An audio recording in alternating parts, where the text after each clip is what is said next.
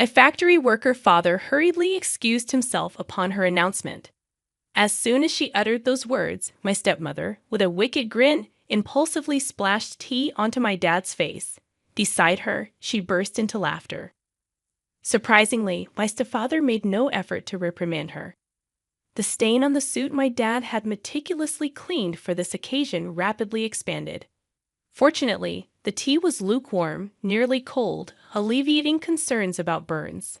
Amidst my astonishment, I handed a napkin to my dad while Tom, in a panic, tried to dry his father-in-law's suit. Even in the midst of worrying about potential injuries, Tom couldn't help but laugh at the absurd behavior of his parents. Throughout this chaos, my dad remained silent, stood upright, and pointed at them, declaring, "Well then, I'll just ruin your company." The unfamiliar sternness in his voice caught me off guard. He took my hand, and we left the chaotic scene behind. Tom scolded his parents before quickly joining us. "I'm really sorry, father-in-law. I'll make my parents apologize later." He apologized, but my dad, with a grave tone, reassured him, "No need. We're done with them anyway." He patted Tom's shoulder as we walked away from the tumultuous O'Connor household. Allow me to introduce myself. My name is Yvonne Warner, a 26-year-old office worker. Raised by my single father after losing my mother at a young age, I admired his dedication to both work and family. My father, in charge of a factory, managed to attend all my school events, even if he had to rush back to work afterward. In college, I met Tom, 2 years my senior, who was gentle, sincere, and polite. Despite his popularity, he accepted my confession, but there were concerns about his relationship with his parents, which he didn't elaborate on. We continued to date, and although Tom lived alone, he occasionally visited his parents, always looking exhausted afterward. Tom prioritized me in our relationship, and I was proud of him. I wanted to introduce him to my dad, and when a day finally came, it was a mix of fear and excitement. Surprisingly, my dad and Tom got along well, and I felt relieved to see the two important men in my life getting along. Yet Tom's odd excitement after the meeting left me puzzled, and he evaded any further questions about it. As Tom and I had seemingly hit it off with my dad, I couldn't shake off a growing worry that perhaps Tom's feelings were not as positive as he claimed. This anxiety lingered, leading Tom to request an important conversation a few days later. Nervously anticipating the discussion about our recent encounter with my dad, I met Tom at the agreed-upon cafe. Upon reaching the cafe, I noticed Tom already seated, his face wearing a gloomy expression visible through the glass. Suppressing my own anxiety, I approached him with a cheerful greeting. "Tom, sorry, did you wait long?" I softly spoke as I reached him. Startled by my touch on his shoulder, Tom exclaimed, "Well, Yvonne, you scared me." After a deep breath, he continued, "I'm sorry. I didn't mean to startle you. Please, have a seat." Sitting across from Tom, I ordered from the waiter, my concern mounting as Tom's downcast expression persisted. Hoping to encourage him to share his thoughts, I spoke up, "Hey, Tom, what's bothering you so much? Is there something wrong with my dad?" Tom, taken aback by the direct question, denied any issue with my dad, stating, "Absolutely not. I respect your dad. It's just that my. He trailed off, avoiding eye contact. Sensing the need to delve deeper, I sighed and pressed him. "If you're worried about something, I want to know what's on your mind." Tom took a deep breath, as if preparing himself, and began to disclose a shocking revelation. According to him, his parents were judgmental and lacked class, constantly interfering in his life. When he introduced a girlfriend, his parents would criticize her on the spot, leading to tearful breakups. Tom desired to marry me but was troubled by the prospect of involving his parents in our marriage. Assuring him that we didn't have to include them in our union, I suggested enduring their presence during the wedding formalities. Reminding him that my dad liked him, I thought the matter was settled, but Tom had more to share.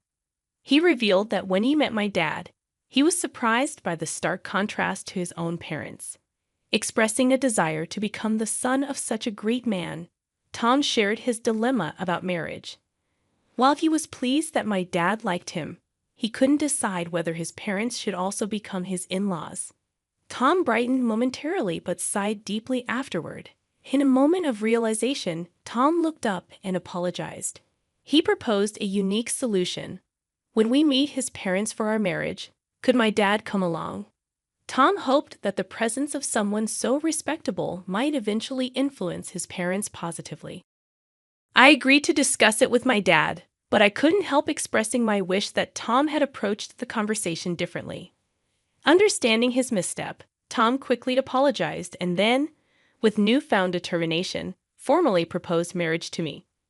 Swiftly deciding to discuss the matter with my father, who was initially hesitant, I approached him with Tom when he formally asked for my hand in marriage.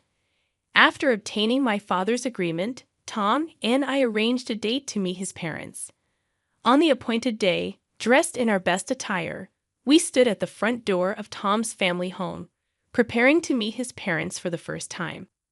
Given the unsettling stories I had heard about Tom's parents, my nerves were understandably on edge. My father, attempting to lighten the mood, encouraged us not to be too tense, assuring that Tom's parents were just overly concerned. His supportive pat on the back eased my anxiety slightly. When Tom rang the doorbell, there was no response, causing a momentary panic. Tom rang again, but still, there was silence. Not wanting to create a bad impression, Tom excused himself and entered the house first, leaving my father and me exchanging concerned glances. After what seemed like an eternity, Tom reappeared, looking flustered. Before I could inquire about the delay, he made excuses with a forced smile, promising us they would be ready soon. My father sighed in exasperation, and I couldn't shake the growing worry that this incident might jeopardize our wedding plans. Finally, Tom ushered us inside, where his parents awaited us. However, their demeanor was peculiar. His mother greeted us with a sly grin, while his father seemed disinterested, looking away. Despite the tense atmosphere, I decided to proceed with the introductions. Tom, regaining composure, introduced both my parents and me.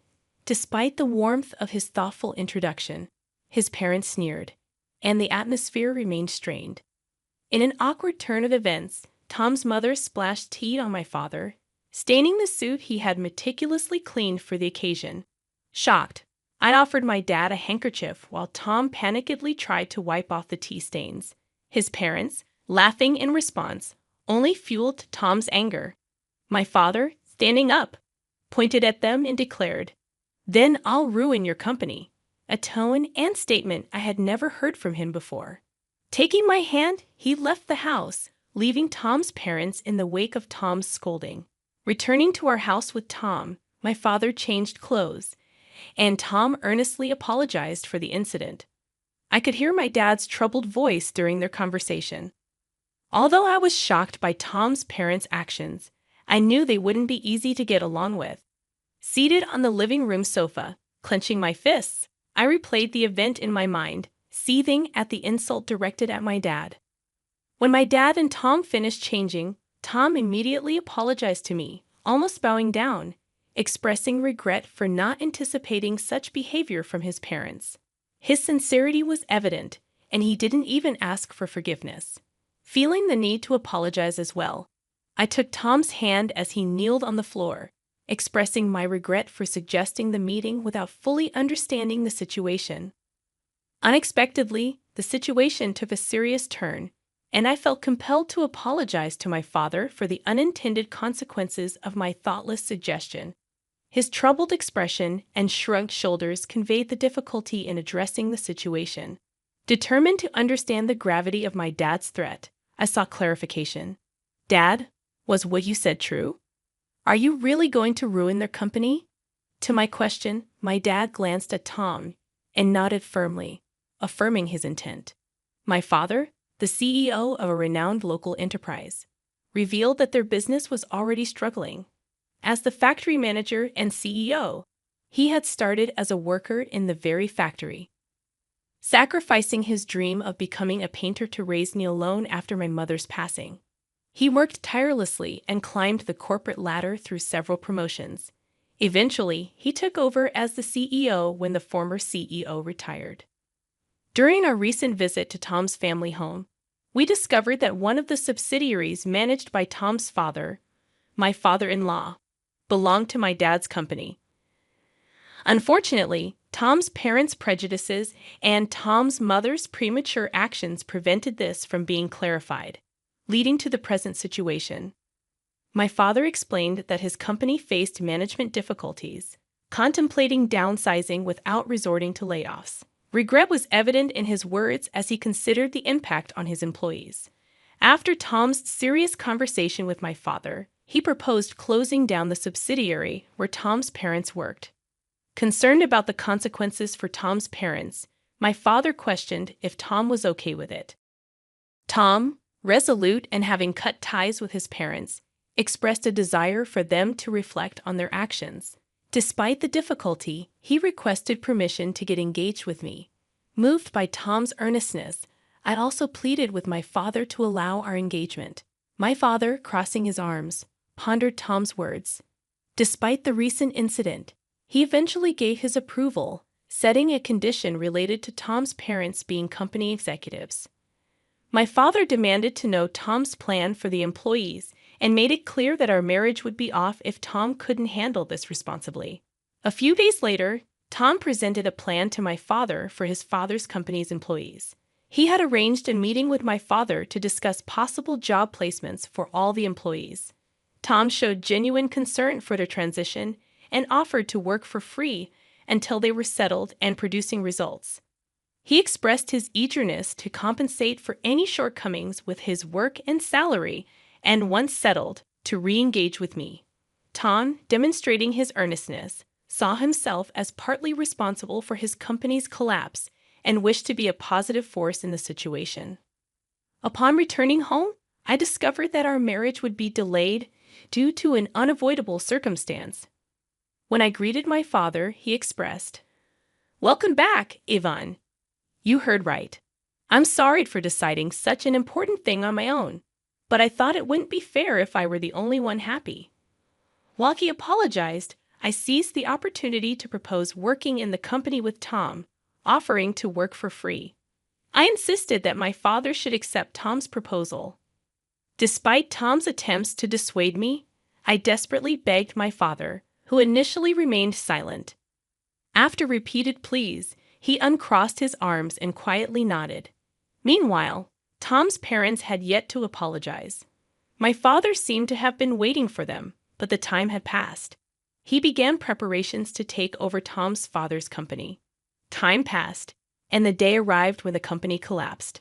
Tom's parents summoned us to their home, where a crowd of former employees protested the company's closure. They accused us of being the root of all evil and blamed me for seducing Tom and ingratiating myself with my father. Despite the accusations, Tom attempted to calm the former employees, explaining the situation and offering new job placements. Ignoring his parents' outbursts, Tom apologized for the inconvenience caused and promised to work with dedication. The former employees, reassured by Tom's efforts, began leaving, relieved and grateful. As they departed, my father promised to inform them of the details later. In the aftermath, Tom's parents continued to fuss about their predicament. Tom sighed in exasperation at their blame shifting, expressing concern about losing their house used as collateral.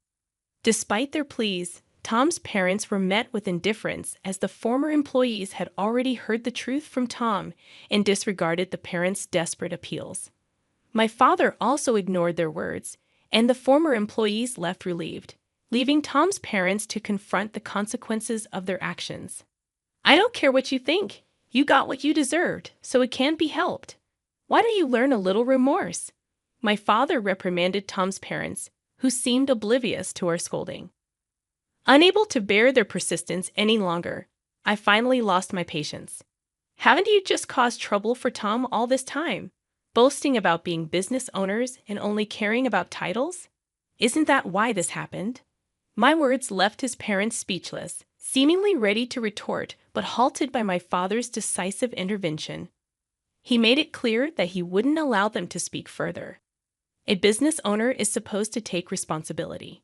You should at least complete your final task properly.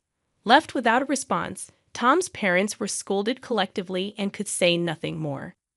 Leaving them behind, we left the scene. And eventually, Tom's parents lost everything: the company, the house, and the land. They never provided any guarantees to the former employees and evaded responsibility. After losing everything, they reached out to Tom for help. But having cut ties with them, Tom coldly turned them away. Now, they were probably in jail, and we heard nothing from them since. Even if they got out, they still had a debt to the former employees, so the situation remained dire.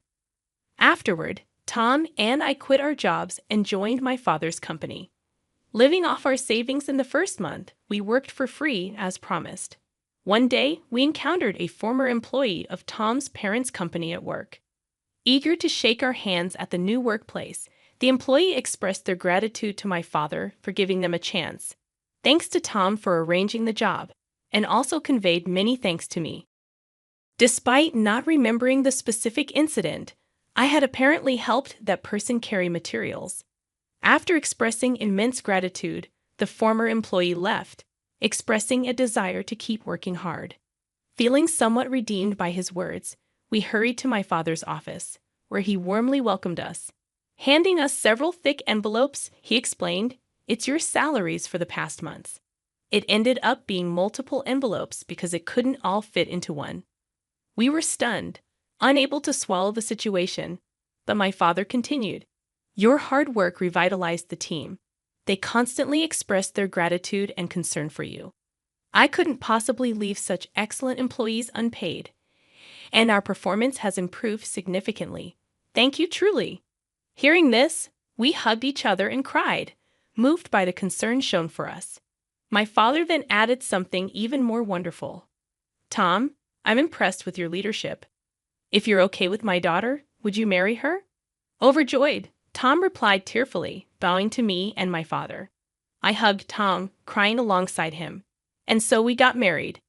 Continuing to work at my father's company, we lived happily every day, gradually becoming more adept at our jobs and contributing more effectively. Our time at the company was approaching a pause as I was about to take maternity leave. My father, Tom, our colleagues, and I were all looking forward to the arrival of our child. Finally, free from any more baggage. Today marks the beginning of our life together with my parents at my house. However, as soon as my parents passed away, my husband, who had demolished our family home, dropped a bombshell on me. Standing in front of the now non-existent house, he declared, "What are you talking about? Have you lost your mind too? Come to our house with the inheritance. Quick." His words left me dumbfounded, and I couldn't help but burst into laughter. Ah, I see. That's what this was all about. Perplexed, my husband, Howard, and my in-laws looked at me incredulously. "What? Why are you laughing?" I revealed the truth to them. My name is Deborah Jackson. I was born into an ordinary salaried worker family. I married Howard at 29, raised 2 children, and now, at 55, I expected a quiet life with my husband. But life took an unexpected turn. I recounted the challenges of caring for my ailing parents, particularly my mother's battle with cancer. Despite my efforts, my husband's reaction to living with my sick mother was unexpected and less than supportive. I suggested living with my mother for her sake, but Howard was reluctant. His complaints about meals, cleaning, and laundry were hurtful. Despite the challenges, we moved to my family home to care for my mother, even though Howard's initial attitude remained unchanged. As time passed, my mother's health deteriorated, leading to her hospitalization and eventual passing. Despite the emotional turmoil, Howard's lack of support during the funeral preparations left me deeply disappointed. In times like these, one wishes for their spouse's support. However, Howard was off to the side with his parents, not helping with the funeral preparations. Even during the funeral, he remained at the back of the relatives section. "Howard, I wish you would sit in the family area." I couldn't help but wish for the support that never came. When I suggested that Howard should sit with me in the family area during my mother's funeral, He responded, "No, I'm fine here. I'm not a blood relative after all." His mother, who was listening, interjected, "He's your husband, but not your mother's son, right? Howard is my son, so he's an outsider. An outsider, that's right. Howard's parents are just us. Deborah should sit in the family area alone." Even his parents echoed the sentiment, stating that Howard should not be in the family area. While seating arrangements for family members may vary by region, in our area, it's customary for sons-in-law to sit in the family area. Predictably, with Howard not in the family area, distant relatives started whispering and speculating about our relationship. After the funeral, we returned home with my brother's family, children, Howard, and his parents. Despite their insensitive remarks, I thanked Howard's parents for coming and served them coffee. However, their callousness reached new heights when they casually remarked about the condolence money being tough on them, implying relief at the end of the financial burden with my mother's passing. Stunned by their words, I forced a smile and left the room. Overhearing Howard and his parents' conversation, I learned more about their true feelings. Howard complained about living with someone else, and his parents joined in mocking me. It wasn't the first time. They had always been disrespectful, even during our marriage. Reflecting on their lack of concern during my father's funeral and mother's death, I questioned Howard's behavior as a person. I realized that I had been overly considerate of him, feeling guilty for imposing the living arrangement. Angry and resentful, I silently listened to their laughter and chatter. Later, in a conversation between Howard and his parents, they openly disapproved of my defiance regarding my mother's belongings. When they tried to take my mother's bag, I firmly refused, stating my intention to distribute her keepsakes among family members later. This led to a heated argument, with Howard and his parents leaving angrily, labeling me an outsider. Despite explaining the situation to everyone, Howard didn't return home for some time. When he finally did, he surprised me by showing concern and suggesting a trip for me and the kids, even providing travel vouchers. Though unexpected, I couldn't help but feel a mix of emotions, including gratitude and confusion, at this unexpected gesture from Howard. "I wonder if your father felt guilty," I said with a laugh as I decided to gratefully accept the travel vouchers from Howard. "Well, I'll beat off then." "Yeah, take your time. Since you're at it, stay over at the kids' places," Howard suggested. "I can't be away that long," I replied. "Just go. I'll relax at my parents' house. Don't worry about me," Howard said, sending me off with those words. Julia was happy to have me over. So before the trip, I visited Julia's and then Luke's homes, having been unable to visit while caring for my mother. I helped out a bit by making and freezing some meals for them. "Mom, you don't get to relax at all, but thank you. It really helps." They both expressed gratitude for my home-cooked meals. This was all thanks to Howard's suggestion. Then came the long-awaited trip, and I spent a relaxing time at the hotel with my children. It seemed to heal much of the fatigue and sorrow from caregiving and losing my parents.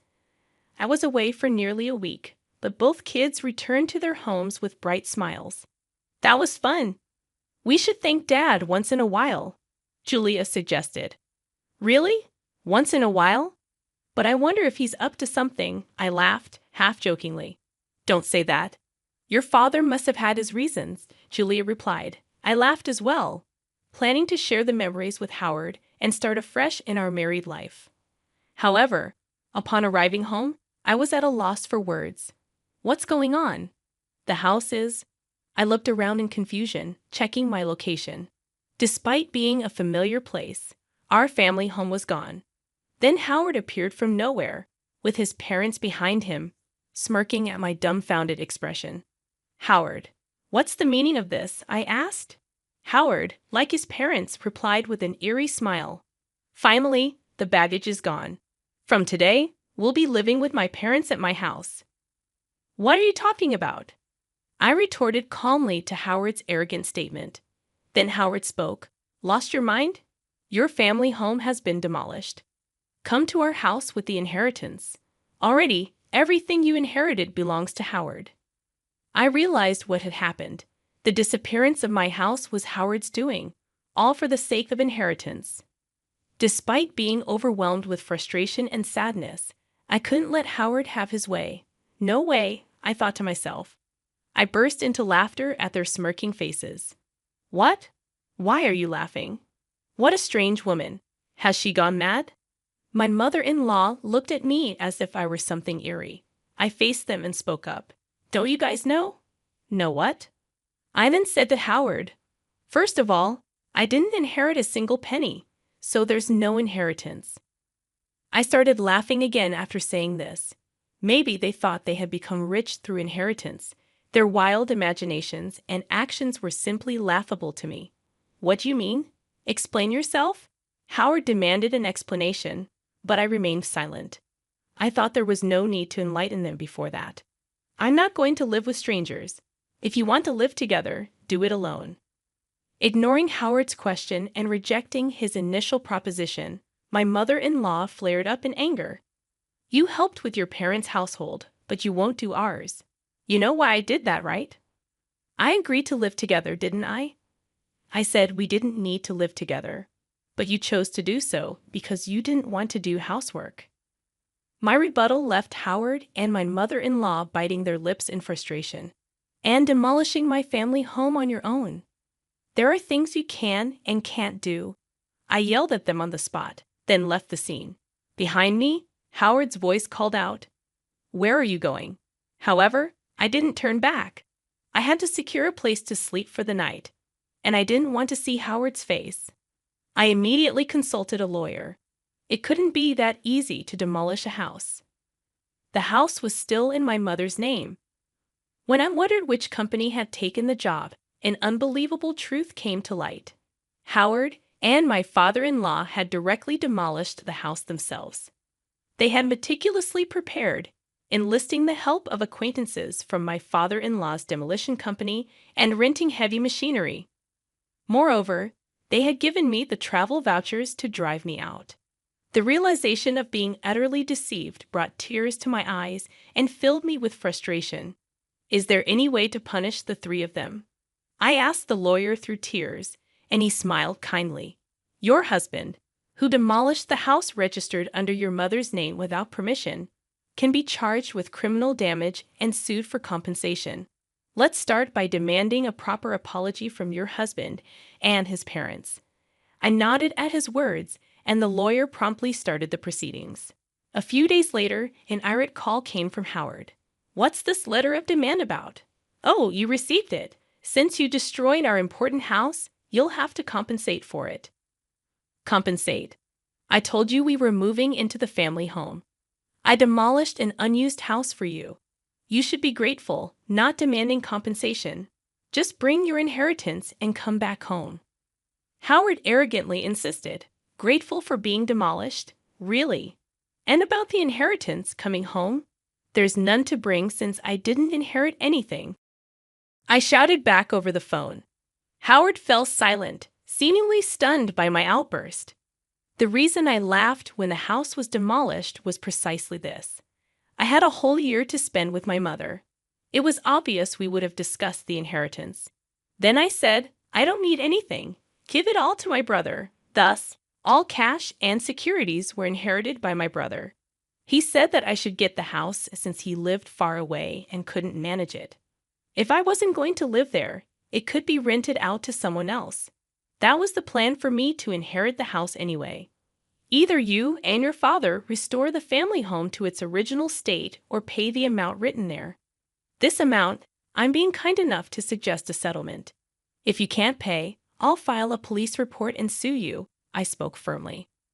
Sorry, I didn't think you'd be so angry. Of course, Howard replied. I'm angry. Howard began making excuses.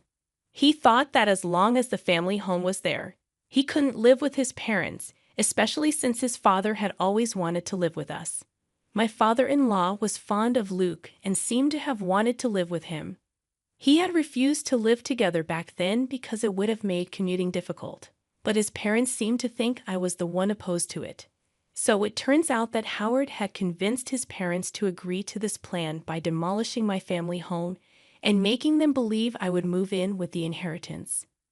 But even knowing this now, there's no way I can forgive it. So please forgive me. I didn't mean any harm. Dad is remorseful too. If he's truly remorseful, then he'll agree to the settlement. I said this and hung up the phone. Howard kept calling me and sending messages to apologize. If you're sorry, then hurry up and transfer the money. I pushed Howard away with these words. I knew our family home couldn't be restored, but there was no other way to alleviate these unbearable feelings. Afterward, I stayed at Julia's house. My brother's family and my children knew about this. Even though my brother must have been angry about our family home being demolished without his consent, he said, I won't interfere, but I'll lend a hand. Do what you think is right, Deborah. Everyone condemned Howard's actions and supported me. A month passed without any payment for the damages or compensation. During that time, there was no contact from Howard. I couldn't keep relying on Julia's hospitality forever. I wanted to receive the money soon and at least establish a stable living situation. But contrary to my wishes, something unbelievable happened. It was revealed by a comment from Julia. This apron looks a lot like Grandma's, she muttered while showing me her smartphone screen. I was shocked when I saw the screen. It was a product page on a flea market app. The item Julia thought resembled my mother's apron was a unique piece I had made for my mother. What? This is Grandma's apron. I made it, so there's no mistake, really, Julia said and hurriedly checked other pages. The seller seemed to have registered recently, with no transactions or ratings yet. As I checked the content of the nearly 30 items listed, I was shocked to find that they all belonged to my mother. I immediately realized it must be Howard's doing. No one else but Howard, who had demolished the house, could have taken my mother's belongings. I called Howard right away. What's this about the app, Howard? Howard responded, sounding annoyed. Thinking he was playing dumb, I'd angrily confronted him. Don't play dumb. You're selling Mom's belongings, aren't you? Cancel the listings right now. Howard sounded panicked as he replied, What?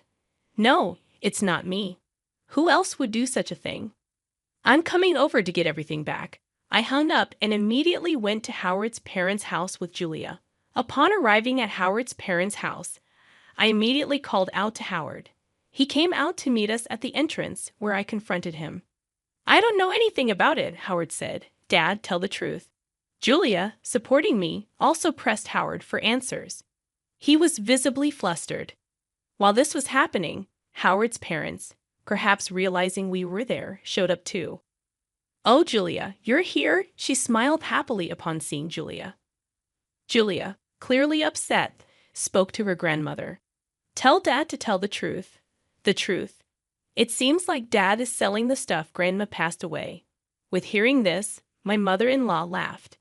Howard looked troubled and kept repeating, It's not me. Then my mother-in-law spoke loudly. Howard selling them? That can't be true. But because I'm the one selling them. I felt the blood drain from my face at her words. Howard must have known. He looked at his mother with a "this is bad" expression. Julia was stunned, but my mother-in-law seemed cheerful. What did you say? It's quite a task, you know. Packaging has to be done carefully, and the photos need to be taken well. She talked about the app as if it was a fun hobby, not realizing she was selling stolen items. I struggled to contain my anger. Cancel the listing. That's not something Grandma can just sell. Julia, red-faced and teary-eyed, appealed to her grandmother, but my mother-in-law seemed displeased. What's the big deal? I found a fun hobby. I use what I can, and the rest makes a nice little income. It's good for preventing dementia after all. I'm the only grandma left. And Julia, you want me to stay healthy and live long, right? My mother-in-law said this nonchalantly. It was clear she wouldn't listen to our pleas. But if talking won't work, we'll have to take action. Let's go home, Julia. But it's okay. I left the house, dragging Julia with me. And so, I rushed to the police station. I had not planned to file a report about the house being demolished, but theft was a different matter altogether. When I reported the theft and unauthorized sale of my mother's belongings to the police, they promptly took action. The flea market app company cooperated, and my mother-in-law's account was suspended. This ensured that no more items would be sold. On my way back from the police station, I called Howard. "I had your mother's account suspended. You knew about this, didn't you? You're complicit." "No, I've filed a police report. Please cooperate with the investigation." Howard became frantic at my words. "What? We're family, aren't we? Please withdraw it. Strangers, right? I still haven't received any compensation or damages for the house being demolished, and I see no remorse from you." I was angry, and Howard was at a loss for words. But I am not heartless. Despite everything, I had shared a life with Howard for a long time. Sighing, I realized that there might still be a long road ahead to resolve all these issues. I said I'll wait for the money, but I won't forgive the theft. Everything must be returned. And Howard, your father looked very ill. Has he been to the hospital? What? I'm not heartless, so I'm just letting you know. I said this and hung up the phone. I had seen my father-in-law earlier, and he hadn't spoken much. He was much thinner than when I last saw him a few months ago, and his face was pasty and unnaturally dark. It was clear that he was not in good health, but I doubted that the family had noticed. My mother-in-law was nonchalantly trying to sell stolen items, and Howard was only bold towards me. That parent and child simply lacked any sense of consideration for others. The next day, my father-in-law called me. I thought he might thank me, but it was the exact opposite. "You're treating me like a sick person, planning to dump me in a hospital to get rid of me, huh? I have to protect Howard and your mother from you. I'm not going to any hospital," he scolded. I was concerned for him, yet this was how he responded. "I apologize if it was out of line. I was just concerned, I'm not weak and short-lived like your parents. Don't patronize me." I was angry at his words, but a few days later, he apparently felt unwell and went to the hospital. The diagnosis was terminal cancer. Howard called me in a panic. "Dad has terminal cancer. What should I do?" I snorted. "That's none of my concern. Remember what you said when I suggested the hospital. You said you're not weak and short-lived like my parents. Deal with it yourself. How can you be so heartless?" "Who's the heartless one? Did you ever say a kind word when my mother was sick? Reflect on your own actions." I said this and ended the call. As expected, my father-in-law passed away not long after. As a human being, I didn't want to harbor negative feelings towards someone who had passed, but recalling all that had been done and said, I couldn't shed a single tear. After the funeral, a will was found. Despite his claims of not being short-lived, my father-in-law had been thoroughly prepared. The house is to be inherited by my grandson Luke. The rest of my estate is to be divided between my wife and eldest son, it stated. I was surprised to see Luke's name. My father-in-law had always favored Luke, expressing a desire to live with him. Now he must have wanted Luke to live in the house even after his passing. For Luke, this was an unwelcome burden. Renounce the inheritance. "You don't want that house, do you?" I told Luke, but he was actually pleased to inherit the house. Inheriting the house would only mean paying inheritance taxes, with no real benefit for Luke. However, if he was happy with it, it wasn't my place to say anything. As per his grandfather's will, Luke inherited the house. My mother-in-law was delighted and paid the inheritance tax. "He's our heir, after all," she said. Well, that wasn't wrong. I felt a bit down, feeling like Luke was taken from me. But then something unbelievable happened. Come to our house, responding to Howard's message, I immediately went to his parents' house. There, like me once stood, my mother-in-law and Howard, frozen in front of their house. On the property, there were heavy machines, trucks with the demolition company's name, and workers all demolishing the house. What's going on? It's my house. I can do whatever I want with it, right? Luke, who appeared out of nowhere, seemed pleased watching the house being demolished. "Luke, what are you doing? Stop it right now." Even if I stop now, we can't live there anyway, Mom. Luke, what have you done? My mother-in-law and Howard pleaded with Luke, but he just laughed. Have you forgotten what Grandpa and Dad did to Mom, Luke? Grandma, you were horrible to Mom too, right? Did you apologize? Luke, his smile gone, glared sharply at his mother and Howard. They fell to their knees as the machines continued to loudly demolish the house. I felt relieved seeing the scene. Later, Howard, having finally received the inheritance, paid the compensation and damages. It seemed that Luke had recovered the stolen items my mother-in-law took from my mother, and they were safely returned to me. Mom, you've got me and Julia, Luke said, and I finally shed tears of relief. Howard and his mother lost their house and were left with no money, now living again in company housing. Howard and I had moved out of the company housing, and now Howard, along with his mother, had returned, becoming the talk of the town. A wife of Howard's colleague, with whom I am on good terms, contacted me, and I explained everything honestly. They'll likely live uncomfortably in the company housing now, but it's their own doing. Furthermore, with Howard's retirement, the two will need to save up for their future living arrangements. I might occasionally ask friends for updates on their situation, just for a story to share. I continued to stay at Julia's house, but Luke is now planning to get married and build a house. The land from his parents' house sold for a decent amount, surprisingly making the demolished house useful. Mom, come live with us. Luke even invited me to live with them. His soon-to-be wife welcomed the idea warmly. I couldn't impose on Julia forever, so I gratefully accepted Luke's offer. I resolved to be a different kind of mother-in-law, hoping to live happily with my new family. My father has been expanding and generating profits within the company founded by my grandfather. Recently, he promised to transfer a luxurious villa, a mansion, to me. However, I've come to the realization that what's rightfully yours should also be mine as your husband. This mansion is now mine, and I plan to hire you as a housemaid. If you're not on board with that, well, you can always consider divorce.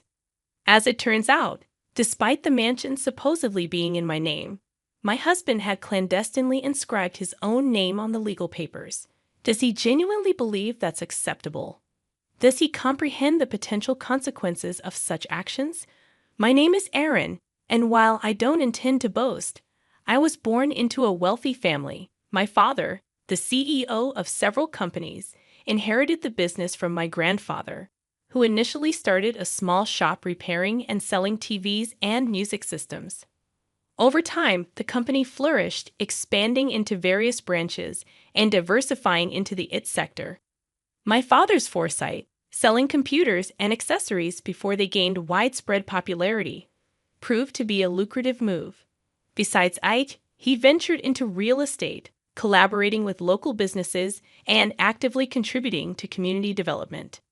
My mother served as the vice president of the company, and after studying it in college, I joined the family business. Despite the outward appearance of affluence, we didn't live as extravagantly as portrayed in TV dramas. My father believed in instilling good values, rejecting the notion that spoiling a child aids in their responsible growth. Our family home was spacious, and we had a maid, but as a child, I actively participated in household chores. Dining at fancy restaurants occurred infrequently, and our international travels were limited to once a year, with the majority being local trips. My school life seemed quite ordinary, and it would have been challenging for anyone to guess that my family was affluent. Due to my unassuming demeanor, I dated guys within my age group, just like any other girl. Among them, Michael, who later became my husband, was one of my colleagues at the same workplace. During those times, I worked as a sales representative and office manager at an IT-related shop, and Michael was also a sales rep there. I chose not to disclose that my father was the CEO to my coworkers, making it easier for Michael to approach me. I noticed that he was straightforward and had no reservations. Although I didn't seek extravagance, I'd always suggested places within Michael's budget. During our dates at restaurants, he would order generously, explaining that if there's extra, he'd eat it. opting for a cost-effective approach to enjoy a hearty meal. Some might have considered him a bit frugal, but I found it endearing. Unbeknownst to him, I earned several times more than he did, content with my fair compensation for the responsibilities I held. I unconsciously became accommodating. Michael, always keen on budget-friendly ways to satisfy his appetite, received my gestures with gratitude. During our dates, I'd often bought extra food or thoughtful gifts, knowing he would appreciate them. When shopping for clothes, I would add extra socks for him, and on occasions when I got a new bedspread, I'd include pajamas and a pillow for him. I genuinely enjoyed making him happy. Even when visiting his home, I willingly cooked for him and took care of the cleanup. Out of the blue, Michael proposed to me one day, expressing that there was no one better than me. At that moment, I hesitated, harboring reservations. After all, my father was the CEO of a major company, and he held a prominent position at my current workplace. I feared that if Michael were to discover this, he might reconsider our relationship. Deciding to take Michael to my parents' home for the first time, I aimed to introduce him to my family and disclose everything about our background. If he accepted it all, I would be more than willing to marry him. As Michael's inaugural visit to my family home approached, he appeared visibly nervous. However, my dad, though strict on occasion, generally exuded a calm demeanor. When I presented Michael as the man I was contemplating marrying, my father welcomed him with a warm smile, alleviating some of Michael's tension. Although surprised to learn about my father's CEO status, Michael managed to navigate the visit smoothly with my father's supportive demeanor. Upon leaving the house, Michael exclaimed about the enormity and magnificence of the residence, expressing gratitude for my father's kindness. He even suggested that we could get along well. When I casually mentioned my dad's ownership of additional buildings and a vacation home, Michael appeared more astonished. Despite the revelation, he resolved to marry me, the daughter of such a prominent man, and I agreed wholeheartedly. Eventually, we became a married couple. However, something bothered me. At the moment of accepting his proposal, I noticed a slightly mischievous grin on Michael's face for a split second. Dismissing it as his quirky way of smiling, I didn't dwell on it, but perhaps had I paid more attention, I could have averted the impending tragedy. As Michael and I moved into a typical, not overly luxurious apartment, he seemed to grasp the significance of my father's status. Yet I never explicitly disclosed my income, maintaining a modest lifestyle. Gradually, Michael's demeanor changed after settling in. While I balanced work and household responsibilities, he started demanding more. One evening, as I prepared dinner, he asked, "What's for dinner tonight?" In response, I informed him that I had prepared his favorite curry rice.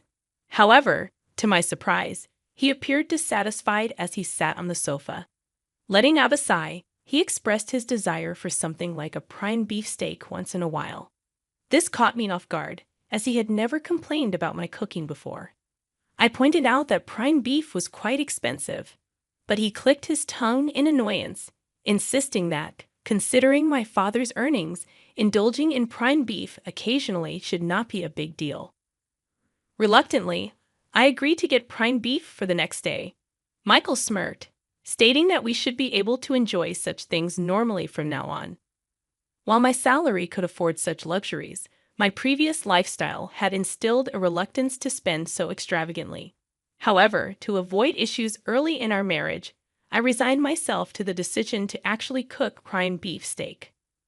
Unfortunately, Michael's lavish tendencies did not stop there. He frequently requested expensive ingredients for meals and specified upscale restaurants when we went out. His cravings extended beyond food, manifesting in desires for a TV larger than 60 inches and even suggesting we should purchase a massage chair for the sake of relaxation after work.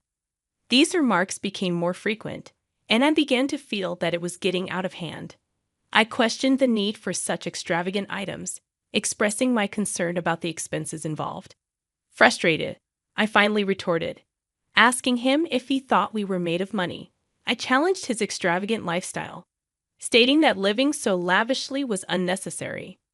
In response, Michael made a displeased face and clicked his tongue again, expressing his discontent. He argued that, as the husband, he contributed to the household expenses and insisted that I should listen to him. However, his statements puzzled me, as his contributions, while appreciated, did not amount to a lavish sum. In fact, I contributed more, a fact I never disclosed to him. Despite my substantial financial input, he made these assertions without hesitation. This change in Michael's behavior left me questioning his mindset. He was not like this before, and I couldn't comprehend why he had changed at that moment. I found myself in a state of confusion, unable to comprehend Michael's recent behavior. In response to his audacious requests, I decided to temporarily appease the situation by telling him, "All right, I'll think about it." Little did I know that the explanation for his bold behavior would become apparent just a few days later. On that particular day, my father summoned me to the office of our shop where I worked, claiming that he had something important to discuss. While Michael was engrossed in his work, my father entered the office and initiated a serious conversation.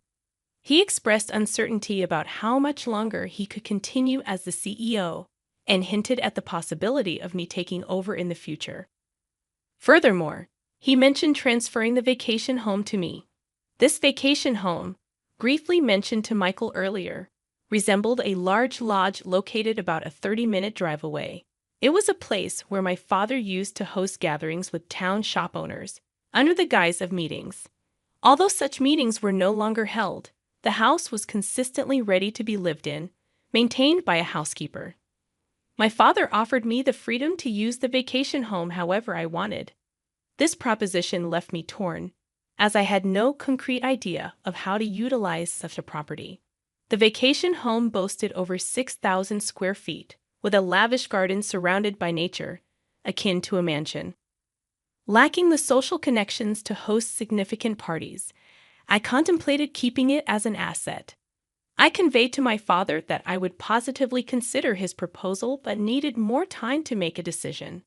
He assured me there was no rush and left a contract on the desk before departing the shop. Returning home after work, I leaned towards accepting the mansion, intending to give it further thought the next day. However, the following day brought an unexpected turn of events. Upon arriving at work, I discovered that Michael, who typically arrived before me, was absent from the shop. Intrigued, I entered the office only to find him there. Instinctively, I asked, "What are you doing here?"